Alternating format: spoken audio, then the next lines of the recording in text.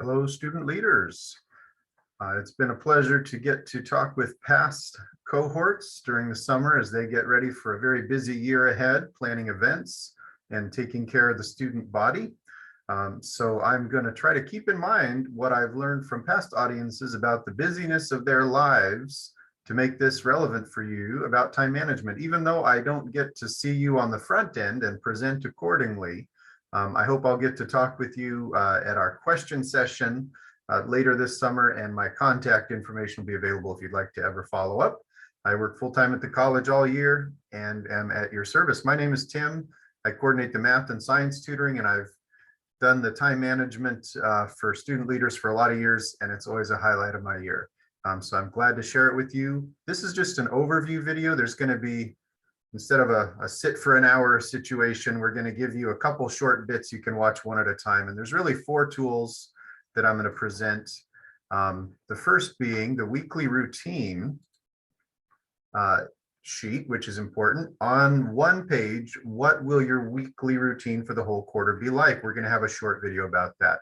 And the principles, that one has a lot of principles with it, not only about what is best for learning for your classes in terms of before and after class, repetition, forgetting, but also what highly motivated people often neglect is their health. It's really important that you save your energy for spring, that you don't burn out, and that you have a way to prioritize school, and health will actually be the key to learning well. You need sleep in order to remember. I've got some statistics about that I'll share, but also just feeling good about your physical state is important for being a human. The next tool we'll go into in a separate video, again, a quick video on this one, not a lot to say, but a very important one. Every quarter, you've got that 10-week cycle followed by finals week, though in fall, you'll see it's 11 weeks. Because of our Thanksgiving break, we have that 11th week. The other quarters are 10 plus finals, but it's really nice to have a document on one page, a 8.5 by 11 printout, where you can put the big stuff. Back on our weekly routine, we had details of our week. We're gonna go to the syllabus, look at homework assignments. We don't need to put that on the calendar so much as long as we are following a routine. But a term overview calendar is really great for those big things that you need to be chipping away at, like an essay or an exam to prepare for, things that don't happen every week. And I'll have for you a file that has the updated days of the months and accurate dates for the coming school year, for fall, for winter, and for spring. Speaking of these big dates, here's the next topic. You plan events and you have big papers and so on. And so how do you break down a very overwhelming process like planning one of those into manageable pieces that you can chip away at?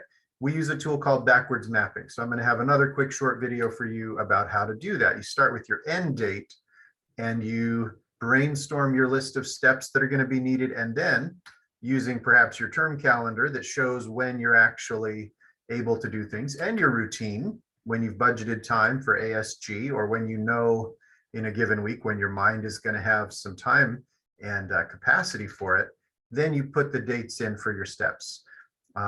Lastly, I'd like to do a video for you about how to learn with other people on Zoom.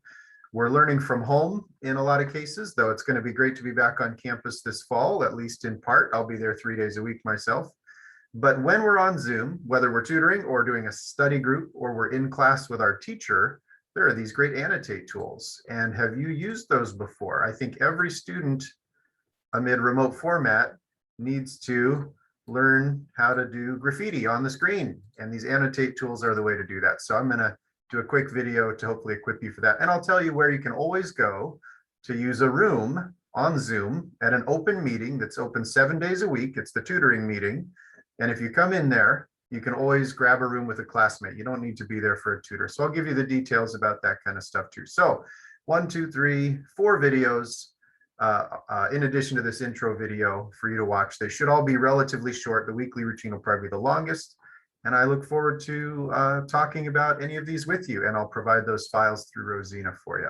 All right, good luck and enjoy. Catch you next time.